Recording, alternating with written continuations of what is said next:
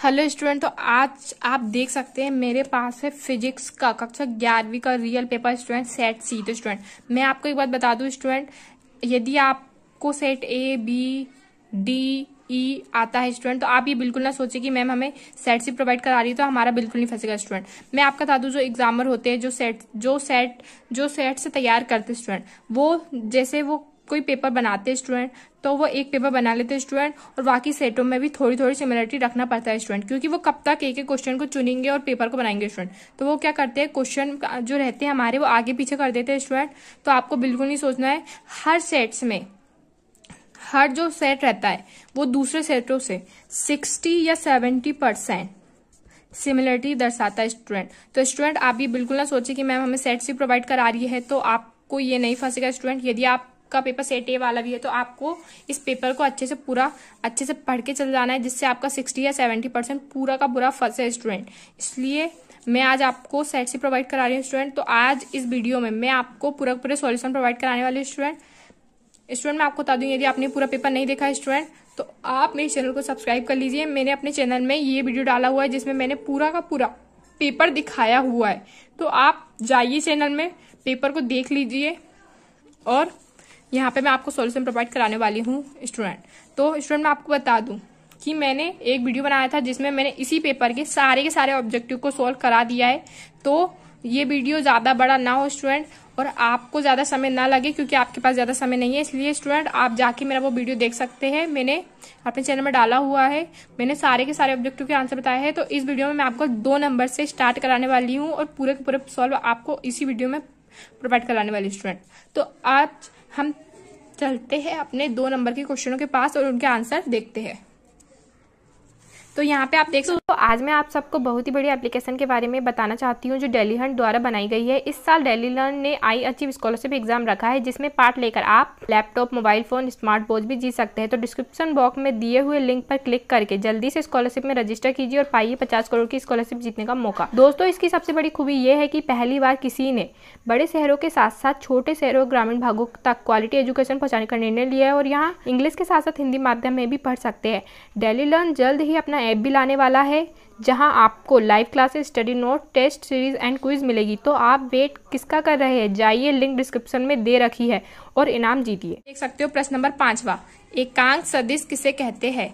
तो स्टूडेंट इसका आंसर आ जाएगा, तो स्टूडेंट इसका आंसर हो जाएगा एकांक सदिश। यहाँ पे स्टूडेंट आप देख सकते हो, यहाँ पे लिखा हुआ है एकांक सदिश, हेडिंग डाला हुआ है। यहाँ पे लिखा है ऐसा सदिश जिसका मापांक या परिमाण इकाई होता है एकांक सदिश कहलाता है। सदिश ए की दिशा में एकांक सदिश को एक कैप से प्रदर्शित करते हैं। सूत्र एकांक सदिश ए के बराबर सदिश ए बटे मोड ऑफ सदिश ए। तो स्टूडेंट आपको यहाँ से यहाँ तक पूरा लिख लेना, आपको 2 में से 2 पूरे नंबर मिलेंगे स्टूडेंट। अब यहाँ पे हमारा 8वें का क्या क्वेश्चन है स्टूडेंट, हमारे 8वें का क्वेश्चन है मूल मात्रक किसे कहते हैं, उदाहरण दीजिए। तो इसका आंसर भी मैं आपको प्रोवाइड करा दे। तो स्टूडेंट आपको यहाँ पे आंसर दिख रहा है मूल मात्रक, उन मात्रकों को मूल मात्रक कहते हैं जो एक दूसरे से पूर्णतः स्वतंत्र होते हैं तथा जिन्हें अन्य मात्रकों से उत्पन्न नहीं किया जा सकता। वास्तव में मूल राशियों के मात्रकों को ही मूल मात्रक कहते हैं। इनकी संख्या 7 है स्टूडेंट। तो आपको यहाँ से लेकर यहाँ तक लिख लेना, आपको 2 में से 2 पूरे नंबर लिखेंगे। और स्टूडेंट यदि हमें इसका उदाहरण पूछा है तो यहाँ पे आपको इसके उदाहरण भी दिख रहे हैं, लंबाई, द्रव्यमान, समय, ताप, विद्युत धारा, ज्योति तीव्रता और पदार्थ की मात्रा, ये 7 मूल मात्रक है स्टूडेंट। अब हमारा नेक्स्ट क्वेश्चन है क्वेश्चन नंबर 6, एक समान वृत्तीय गति किसे कहते हैं। तो स्टूडेंट इसका आंसर हो जाएगा एक समान वृत्तीय गति क्या है या किसे कहते हैं। स्टूडेंट इसका आंसर हो जाएगा एक समान वृत्तीय गति, जब कोई वस्तु नियत चाल से वृत्तीय गति करती है तो उसकी इस गति को एक समान वृत्तीय गति कहते हैं स्टूडेंट। तो ये इसका आंसर हो जाएगा। तो स्टूडेंट हमें पूछा गया है 8वें का क्वेश्चन, आवर्तकाल किसे कहते हैं। तो इसका आंसर आपको यहाँ पे स्टूडेंट दिख रहा है, आवर्तकाल वृत्तीय गति करते हुए कर्ण द्वारा एक पूर्ण चक्कर लगाने में लगा समय कर्ण का आवर्तकाल कहलाता है। इसे टी से प्रदर्शित करते हैं। आवर्तकाल का मात्रक सेकेंड है स्टूडेंट और आवर्तकाल टी बराबर 2π/ω होता है स्टूडेंट। तो आपको यहाँ से लेकर पूरा यहाँ तक लिख लेना, आपको 2 में से 2 नंबर मिल जाएंगे स्टूडेंट। अब हमारा आगे का क्या क्वेश्चन है स्टूडेंट, हमारा आगे का क्वेश्चन है प्रश्न नंबर 7वां, ऊर्जा संरक्षण का नियम लिखिए स्टूडेंट। तो ऊर्जा संरक्षण का नियम क्या है स्टूडेंट, मैं आपको बता देती हूँ। तो इसका आंसर हो जाएगा स्टूडेंट ऊर्जा संरक्षण का नियम। तो यहाँ पे मैं आपको पढ़ के बता देती हूँ, आपको कंफ्यूजन हो रहा होगा कि ये क्या लिखा है। तो ऊर्जा को ना तो उत्पन्न किया जा सकता है और ना ही नष्ट किया जा सकता है, वह केवल एक रूप से दूसरे रूप में बदली जा सकती है। तो ये हो जाएगा ऊर्जा संरक्षण का नियम आपका यहाँ से लेके यहाँ तक। आपको 2 नंबर का, इसलिए आपको छोटे से लिखना है। वह हमारा 8वें का क्वेश्चन है, अप्रत्यास्थ गुण संघट क्या होता है स्टूडेंट। तो इसका आंसर भी मैं आपको अभी के अभी प्रोवाइड करा देती हूँ। तो स्टूडेंट अप्रत्यास्थ संघट, अप्रत्यास्थ संघट ऐसे संघट को कहते हैं जिसमें पिंड का रेखीय संवेग तो संरक्षित रहता है किंतु उसकी गतिज ऊर्जा संरक्षित नहीं रहती। गोली का लक्ष्य के अंदर घुसकर रुक जाना अप्रत्यास्थ संघट का उदाहरण स्टूडेंट। तो आपको यहाँ से लेके यहाँ तक पूरा लिख लेना स्टूडेंट, आपको 2 में से पूरे 2 नंबर मिलने वाले हैं।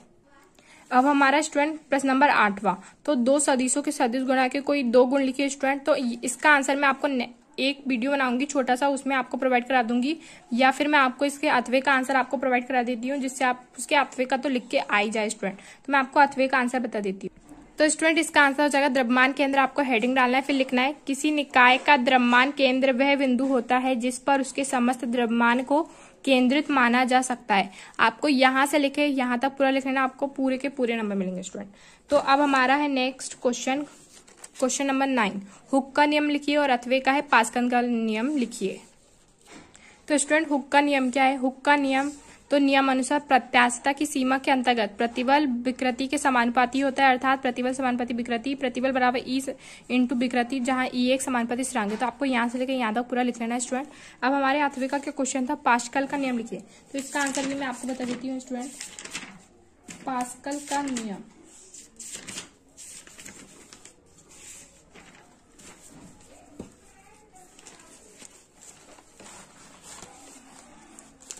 तो स्टूडेंट आपको पास्कल का नियम यहाँ पे दिख रहा है।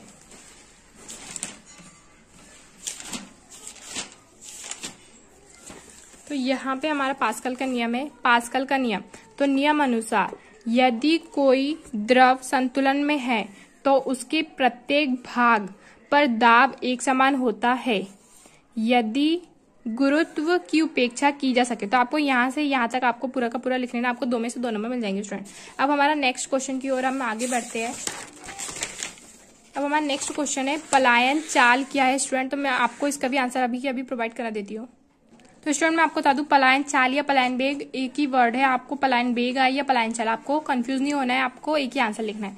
तो पलायन वेग क्या होता है स्टूडेंट? वह न्यूनतम वेग जिसमें किसी पिंड को पृथ्वी की सतह से ऊपर फेंके जाने पर वह गुरुत्वीय क्षेत्र को पार कर जाए तथा पृथ्वी पर वापस न आए, इस न्यूनतम वेग को पलायन वेग कहते हैं स्टूडेंट। तो आपका आंसर यहाँ पे खत्म होता है स्टूडेंट।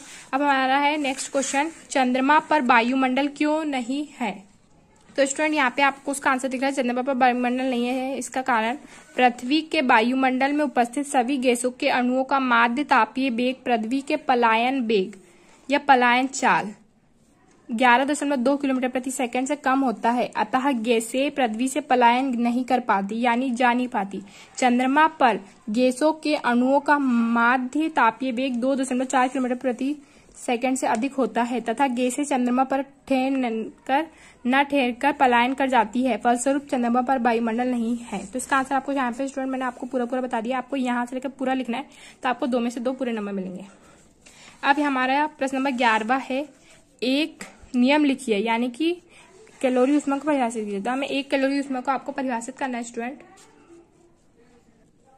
तो स्टूडेंट यहाँ पे हमें 1 कैलोरी ऊष्मा की परिभाषा दी है। 1 कैलोरी ऊष्मा या 1 कैलोरी को परिभाषित करना एक ही बात है। तो 1 ग्राम जल के ताप को 1 डिग्री सेंटीग्रेड बढ़ाने के लिए आवश्यक ऊष्मा की मात्रा को 1 कैलोरी कहते हैं। तो आपको यहाँ से यहाँ तक पूरा लिख लेना है स्टूडेंट, आपको 2 में से 2 पूरे नंबर मिल जाएंगे। चाहो तो आप ये भी लिख सकते हो, यहाँ पे आप देख सकते हो 2020 में ये क्वेश्चन आया है, 1 कैलोरी बराबर 4.186 जूल बराबर 4.2 जूल लगभग। और जो ऊष्मा होती है एक अदिश राशि है और इसका विमेय सूत्र mL/T-2 होता है, जो कि कार्य का भी विमेय सूत्र है। तो यहाँ पे अब यहाँ पे हमारा नेक्स्ट क्वेश्चन है, अथवा का कार को चलाते चलाते उसके टायर में वायु दाब क्यों बढ़ जाता है स्टूडेंट। तो आपको इसका अथवे का स्टूडेंट मैं आपको नेक्स्ट वीडियो में प्रोवाइड करा दूंगी। अब यहाँ पे हमारा क्वेश्चन नंबर 12 है, तरंगों का अध्यारोपण का सिद्धांत लिखिए, अथवा अनुदैर्ध्य तरंगे किसे कहते हैं। तो स्टूडेंट इसका आंसर हो जाएगा तरंगों के अध्यारोपण का सिद्धांत, इस सिद्धांत के अनुसार जब दो या दो से अधिक तरंगे माध्यम के किसी बिंदु पर एक साथ पहुंचती है तो परिणामी विस्थापन उन तरंगों द्वारा उत्पन्न अलग अलग विस्थापनों के सदिश योग के बराबर होता है। तो ये हो जाएगा तरंगों के अध्यारोपण सिद्धांत। यदि आपको 2 नंबर का आता है तो स्टूडेंट आपको इतना ही करना है। यदि आपको इसके आगे का आता है तो आपको इसको यहाँ तक पूरा लिखना होगा स्टूडेंट। बहुत ही इजी स्टूडेंट, आप कर सकते हैं।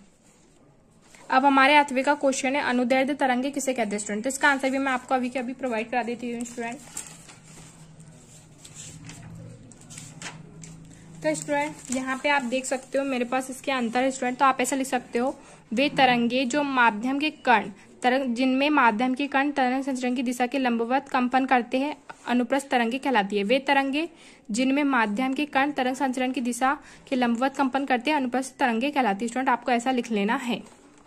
अब यहाँ पे हमारा क्वेश्चन नंबर 13 है संरक्षी बल व असंरक्षी बल में अंतर लिखिए स्टूडेंट। तो इसका आंसर क्या जाएगा स्टूडेंट। तो स्टूडेंट संरक्षी बल और असंरक्षी बल में अंतर लिखना है स्टूडेंट। मैं आपको इसकी परिभाषा बता देती हूँ। आपको क्या करना है, परिभाषा लिख देना है और एक एक उदाहरण लिख देना है दूसरा पॉइंट डाल के। तो आपको पूरे में से पूरे नंबर मिलेंगे स्टूडेंट। तो आप ये संरक्षी बल डालोगे और एक तरफ कॉलम पाड़ के लिखोगे असंरक्षी बल। तो संरक्षी बल में लिखोगे आप वे बल जिसके द्वारा किसी कण पर किया गया कार्य कण के पथ पर निर्भर नहीं करता बल्कि उसकी प्रारंभिक व अंतिम स्थितियों पर निर्भर करता है, संरक्षी बल कहलाता है। उदाहरण डाल देना आपको गुरुत्वाकर्षण बल और स्थिर विद्युत। ये आपके 2 पॉइंट हो जाएंगे स्टूडेंट, संरक्षी बल के और असंरक्षी बल के। वह बल जिसके द्वारा किया गया कार्य कण के पथ पर निर्भर करता है असंरक्षी बल कहलाता है। उदाहरण घर्षण बल और श्यान बल। तो ये आपका इधर के भी 2 पॉइंट हो जाएंगे स्टूडेंट। तो आपको 2 में से पूरे 2 नंबर मिल जाएंगे स्टूडेंट। अब यहाँ पे आपको 8वें में दिया है शक्ति के लिए सूत्र P बराबर F × V स्थापित कीजिए। तो स्टूडेंट इसका आंसर भी मैं आपको दूसरे वीडियो में प्रोवाइड कराऊंगी। अब हमारा क्वेश्चन नंबर 14 है बलयुग्म किसे कहते हैं। बलयुग्म के आघूर्ण का सूत्र स्थापित कर दैनिक जीवन में बलयुग्म के 2 उदाहरण लिखिए। तो मैं इसका आंसर आपको अभी बता देती हूँ। तो स्टूडेंट इसका आंसर भी मैं आपको नेक्स्ट वीडियो में प्रोवाइड कराऊंगी स्टूडेंट। तो मैं इसके आपका 8वें का आंसर प्रोवाइड करा देती हूँ स्टूडेंट। तो यहाँ पे हमारा है कोणीय संवेग तथा बल आघूर्ण में संबंध स्थापित कीजिए। तो इसका आंसर हो जाएगा स्टूडेंट।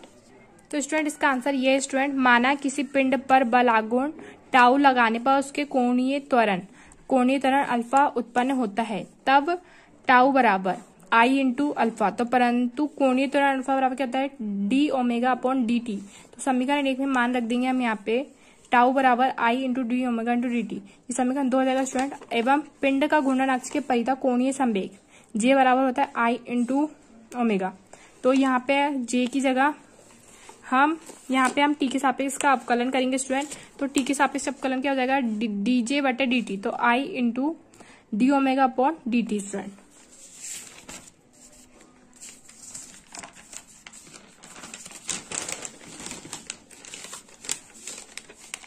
तो स्टूडेंट यहाँ पे क्या हो जाएगा हमारा समीकरण 2 व 3 से dj/dt बराबर टाउ।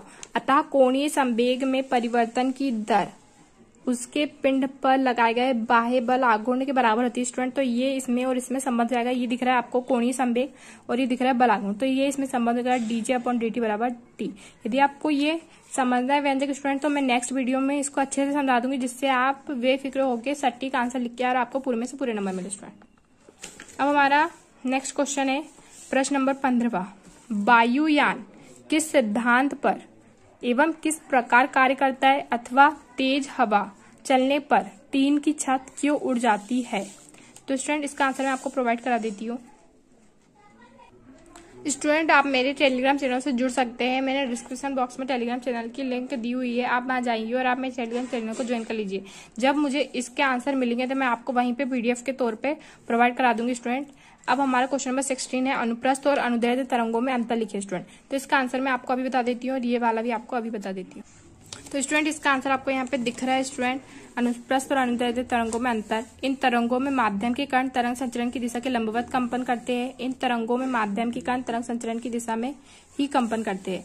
ये तरंगे केवल ठोस एवं द्रव की सतह पर ही संचरित हो सकती है। ये तरंगे सभी प्रकार के माध्यमों में संचरित हो सकती है। अब हमारा है यहाँ पे दिख रहा होगा आपको तीसरा, ये तरंगे सुरंग एवं गर्त के रूप में आगे बढ़ती है। ये तरंगे संपीड्य और बेलन के रूप में आगे बढ़ती है। इन तरंगों के संचरण से माध्यम में दाब परिवर्तन नहीं होता। इन तरंगों के संचय से माध्यम में दाब परिवर्तन हो जाता है। इन तरंगों को ध्रुवीय किया जा सकता है, इन तरंगों को ध्रुवित नहीं किया जा सकता। तो आपको पास लिख लेना है स्टूडेंट, जिससे आपको पूरे में से पूरे नंबर मिले। तो स्टूडेंट यहाँ पे कोणीय संवेग की परिभाषा लिखी है, किसी कण के रेखीय संवेग का किसी घूर्णन अक्ष के परितः आघूर्ण कण का कोणीय संवेग कहलाता है। तो मैंने आपको कोणीय संवेग बता दिया है स्टूडेंट। अब मैं आपको कोणीय त्वरण और कोणीय आवृत्ति बता देती हूँ। तो स्टूडेंट कोणीय त्वरण रैखिक गति में समय के साथ रैखिक वेग में परिवर्तन की दर को रैखिक त्वरण कहते हैं। उसी प्रकार वृत्तीय गति में समय के साथ कोणीय वेग में परिवर्तन की दर को कोणीय त्वरण कहते हैं। ये एक सदिश राशि है, इसे अल्फा से प्रदर्शित करते हैं। इसका मात्रक रेडियन प्रति सेकंड स्क्वायर है तथा बीमीय सूत्र m0 L0 t की पावर -2 है। कोणीय त्वरण अल्फा बराबर कोणीय वेग में परिवर्तन बटे समय अंतराल। तो स्टूडेंट आपको यहाँ तक लिख लेना है पूरा, तो आपको पूरे में पूरे नंबर मिलेंगे। अब स्टूडेंट हमारा नेक्स्ट क्वेश्चन है प्रश्न नंबर 17वां, प्रत्यास्थता गुणांक किसे कहते हैं, प्रकार लिखिए व परिभाषित कीजिए। और प्रतिबल किसे कहते हैं, प्रकार लिखिए व परिभाषित कीजिए। तो स्टूडेंट प्रत्यास्थता गुणांक की परिभाषा आपको यहाँ से लिखना है। प्रत्यास्थता गुणांक, तो प्रत्यास्थता की सीमा के अंतर्गत प्रतिबल और विकृति के अनुपात को प्रत्यास्थता गुणांक कहते हैं। प्रत्यास्थता गुणांक बराबर प्रतिबल बटे विकृति, मात्रक होता है न्यूटन प्रति मीटर स्क्वायर। प्रत्यास्थता गुणांक के प्रकार यंग प्रत्यास्थता गुणांक, आयतन प्रत्यास्थता गुणांक और दृढ़ता प्रत्यास्थता गुणांक। तो स्टूडेंट आपको ये मैंने आपके प्रकार बता दिए, इसकी परिभाषा भी आपको अभी की अभी बता देती हूँ। यंग प्रत्यास्थता गुणांक, तो अनुदैर्ध्य प्रतिबल और अनुदैर्ध्य विकृति के अनुपात को यंग प्रत्यास्थता गुणांक कहते हैं। सूत्र होता है यंग प्रत्यास्थता गुणांक बीटा बराबर अनुदैर्ध्य प्रतिबल बटे अनुदैर्ध्य विकृति। आपको यहाँ तक पूरा लिख लेना स्टूडेंट। अब हमारा नेक्स्ट है आयतन प्रत्यास्थता गुणांक। तो आयतन प्रत्यास्थता गुणांक आप यहाँ से लिख लोगे, प्रत्यास्थता की सीमा के अंतर्गत अभिलंब प्रतिबल और आयतन विकृति के अनुपात को आयतन प्रत्यास्थता गुणांक कहते हैं। आपको इसका भी सूत्र लिख लेना है, आयतन प्रत्यास्थता गुणांक बराबर अभिलंब प्रतिबल बटे आयतन विकृति। अब हमारा स्टूडेंट दृढ़ता प्रत्यास्थता गुणांक, तो इसका आ जाएगा प्रत्यास्थता की सीमा के अंतर्गत स्पर्श रेखीय प्रतिबल और विकृति के अनुपात को दृढ़ प्रत्यास्थता गुणांक कहते हैं। दृढ़ प्रत्यास्थता गुणांक बराबर स्पर्श रेखीय प्रतिबल बटे अपरूपण विकृति। आपको पूरा सूत्र तक लिख लेना, आपको पूरे में से पूरे नंबर मिलेंगे। अब हमारा था प्रतिबल किसे कहते हैं, प्रकार लिखिए व परिभाषित कीजिए। तो स्टूडेंट प्रतिबल किसी वस्तु के एकांक क्षेत्रफल पर कार्य करने वाले प्रत्यानयन बल को ही प्रतिबल कहते हैं। प्रतिबल का ऐसे मात्रक न्यूटन प्रति मीटर स्क्वायर है, जो कि बल का होता है। अब इसके प्रकार प्रतिबल 3 प्रकार का होता है। अनुदैर्ध्य प्रतिबल, तो इसकी परिभाषा आपको यहाँ पे स्टूडेंट दिख रही है, जब किसी वस्तु पर विरूपक बल उसकी लंबाई के अनुदिश लगाया जाता है तो केवल उसकी लंबाई में ही परिवर्तन होता है, इसे अनुदैर्ध्य प्रतिबल कहते हैं स्टूडेंट। अब हमारा नेक्स्ट है आयतन प्रतिबल। तो आयतन प्रतिबल वह विरूपक बल वस्तु के पृष्ठ के लंबवत लगाया जाता है तो उसके आयतन में परिवर्तन, तो इसे प्रतिबल को आयतन प्रतिबल। अपरूपण प्रतिबल, तो वह यदि विरूपक बल वस्तु के पृष्ठ के स्पर्श रेखीय दिशा में लगे तो उसकी आकृति में परिवर्तन हो जाता है, इस प्रतिबल को अपरूपण प्रतिबल कहते हैं स्टूडेंट। तो आपको यहाँ तक पूरा लिख लेना है। ऑप्शन हमें नेक्स्ट क्वेश्चन दिया, क्वेश्चन नंबर 18, प्रक्षेप के उड्डयन काल व अधिकतम ऊंचाई के लिए व्यंजक निरूपित कीजिए। तो स्टूडेंट और अथवा दिए सिद्ध कीजिए प्रक्षेप का पथ परिवलयाकार होता है। तो इसका आंसर मैं आपको अभी के अभी प्रोवाइड कर। तो स्टूडेंट आपको यहाँ पे उड्डयन काल के लिए व्यंजक दिख रहा है, यहाँ पे लिखा है माना कोई वस्तु प्रारंभिक वेग u से क्षैतिज दिशा से थीटा कोण बनाते हुए फेंकी जाती है। प्रारंभिक वेग u के 2 घटक प्राप्त किए जा सकते हैं। स्टूडेंट आपको पूरा दिख रहा है स्टूडेंट। यदि आपको ये व्यंजक समझना है स्टूडेंट तो आप मेरे चैनल को सब्सक्राइब कर लीजिए। मैं नेक्स्ट वीडियो में आपको ये पूरा व्यंजक अच्छे से समझा दूंगी, जिससे आप पूरे में से पूरे नंबर ले सके स्टूडेंट। तो यहाँ पे आपको ये चित्र भी बनाना इंपॉर्टेंट है स्टूडेंट। अब यहाँ पे आपको दिख रहा है स्टूडेंट, आपको पूरा का पूरा उतार लेना है। ये आपके उड्डयन काल का व्यंजक हो गया स्टूडेंट। अब हमें अधिकतम ऊंचाई के लिए भी करना है। तो अधिकतम ऊंचाई के लिए जो व्यंजक होगा स्टूडेंट वो ये होगा, आपको पूरा का पूरा ये उतार लेना। उसमें भी ऐसे ही चित्र बनेगा स्टूडेंट, आपको पूरा का बना देख लीजिए स्टूडेंट। यदि आपको समझना है तो आप मुझे कमेंट करके बता सकते हैं। मैं नेक्स्ट वीडियो में आपको पूरा का पूरा व्यंजक अच्छे से समझा दूंगी।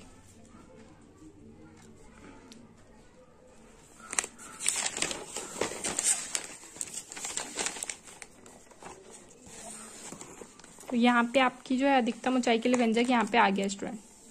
अब हमारा नेक्स्ट क्वेश्चन था अथवे का सिद्ध कीजिए कि प्रक्षेप का पथ परिवलयाकार होता है। तो स्टूडेंट आपको यहाँ इसका आंसर भी आपको यहीं पे दिख रहा है, प्रक्षेप का पथ परिवलयाकार होता है।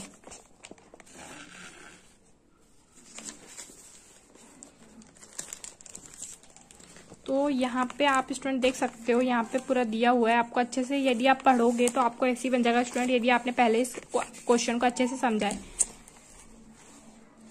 क्योंकि ये बहुत ही इजी लिखा हुआ है, बहुत ही इजी। एक बार भी पढ़ोगे स्टूडेंट तो आपको पूरा का पूरा बन जाएगा।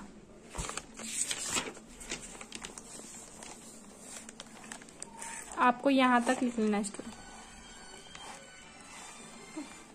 तो समीकरण जो 2 है, स्वरूप y बराबर ax माइनस bx स्क्वायर, जो कि एक परवलय समीकरण है इस प्रकार का, इसलिए अतः प्रक्षेप का पथ परवलय कहलाता है। तो अब यहाँ तक लिख लेना स्टूडेंट।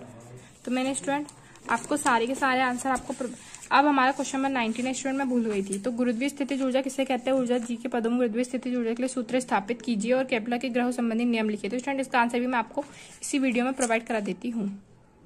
तो स्टूडेंट यहाँ पे आपको दिख रही है हेडिंग डाली, गुरुत्वीय स्थितिज ऊर्जा। किसी पिंड को अनंत से गुरुत्वीय क्षेत्र के किसी बिंदु तक लाने में जितना कार्य करना पड़ता है उसे उस बिंदु पर गुरुत्वीय स्थितिज ऊर्जा कहते हैं। अब इसके लिए व्यंजक भी स्टूडेंट आप यहाँ पे देख सकते हो। गुरुत्वीय स्थितिज ऊर्जा ऋणात्मक होती है क्योंकि किसी पिंड की स्थितिज ऊर्जा उस पर पृथ्वी द्वारा आरोपित आकर्षण बल के कारण होती है। स्टूडेंट आपको यहाँ पे व्यंजक भी दिख रहा है।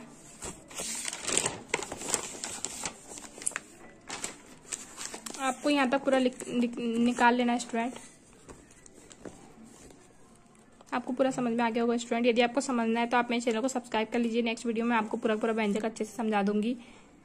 1 घंटे बाद में नेक्स्ट वीडियो बनाने वाली हूँ स्टूडेंट। अब हमारा है 8वें का क्वेश्चन, केपलर के ग्रहों संबंधी नियम लिखिए तथा न्यूटन गुरुत्वाकर्षण नियम से केपलर का तृतीय नियम नियमित कीजिए।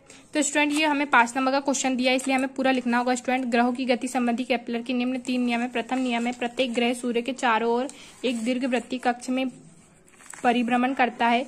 सूर्य दीर्घवृत्त के एक फोकस पर स्थित होता है। इस नियम को कक्षों का नियम भी कहते हैं। द्वितीय नियम भी स्टूडेंट आपको दिख रहा है, मैं आपको पढ़ के बता दूंगी, टाइम हो जाएगा स्टूडेंट, आप जल्दी जल्दी देख लीजिए स्टूडेंट। ये वीडियो वैसे ही बहुत बड़ा हो गया स्टूडेंट, अब मैं इसे और बड़ा नहीं कर पाऊंगी स्टूडेंट। यहाँ पे आपको दिख रहा है, आपको स्टूडेंट यहाँ से फिर आपको यहाँ तक हो गया स्टूडेंट। मैंने आपको यहाँ पे तृतीय नियम अब हमें 8वें में उसी के साथ जोड़ के बता दिया कि न्यूटन के सातविक गुरुत्वाकर्षण नियम से केपलर का तृतीय नियम निगमन कीजिए। तो आपको क्या करना है स्टूडेंट, ये भी आपको पूरा का पूरा उतार लेना है। आपको पूरा का पूरा सॉल्व करना होगा स्टूडेंट। यदि आपको व्यंजक समझना है तो स्टूडेंट आप मुझे कमेंट करके बता दीजिएगा, मैं समझा दूंगी आपको नेक्स्ट वीडियो में।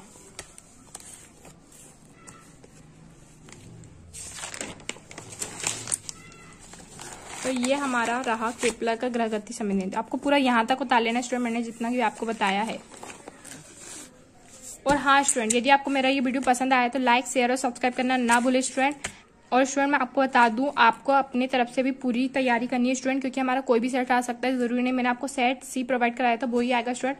इसलिए आपने जितना पढ़ा है उसको तो और पढ़ ही लीजिएगा, और मेरा ये जो सेट प्रोवाइड कराया है उसको भी पढ़ लीजिएगा, क्योंकि 60 से 70% यदि दूसरे सेट वाले हैं तो उसको पूरा का पूरा आपका फंसने वाला है स्टूडेंट। मैंने सेट सी वालों का तो पूरा का पूरा यही पेपर आएगा, लेकिन जो ABC है उनका भी 60 से 70% यही पेपर फंसेगा स्टूडेंट। मैं बता दूं, जब मैंने क्लास 9 का सेट D प्रोवाइड कराया था तो सेट सी वालों का उनको भी 60 या 70%, यानी कि 80 नंबर का जो पेपर आया था 9th वालों का, उसमें से 60 या 60 नंबर का सेट D से ही आया था स्टूडेंट।